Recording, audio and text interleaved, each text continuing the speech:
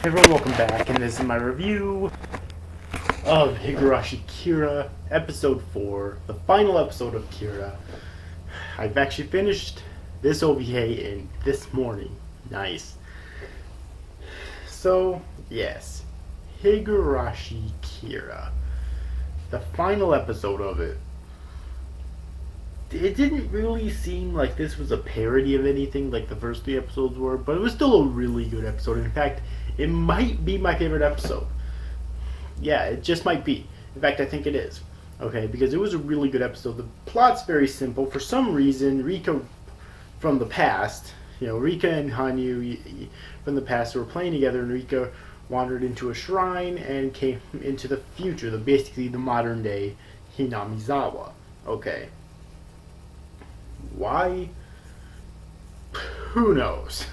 Really. And then she meets up with not only Hanyu from this time, and she doesn't believe she's Hanyu at first because from her time, obviously, only Rika herself can see or hear or touch Hanyu, but also the rest of them. So Mion, Shion, Keiichi, Rena, Satoko, and the Rika from this from the modern day. All right, and at first, Rika, being a really great liar, tells everyone that this Rika is actually her distant relative, but she just happens to look like and have the same name.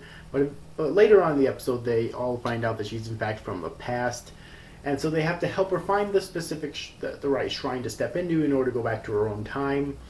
However, that's not all it is. It's also this Rika basically bonding in terms of friendship with all of these characters, and it actually makes it harder for them to let go of her when she has to go back. And it was a really well done episode, okay? It actually almost got me a little bit teary-eyed here towards the end. Alright, this episode didn't really focus too heavily on comedy. It was mostly drama, although there was some comedy in it. And, I thought the comedy was really good. And also, there are certain, it doesn't focus on this obviously, but there are certain scenes here which are moe overload. Especially that scene with both of the Rikas in the bath shower. Oh my fucking god.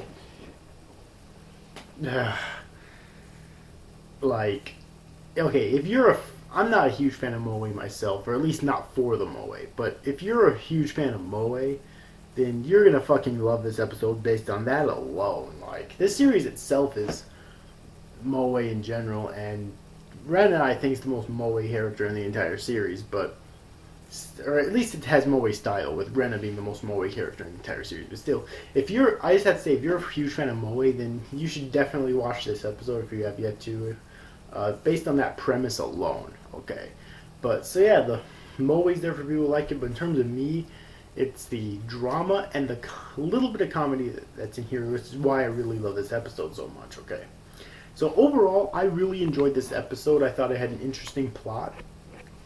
And overall, all these episodes, I really love how they're able to pace out a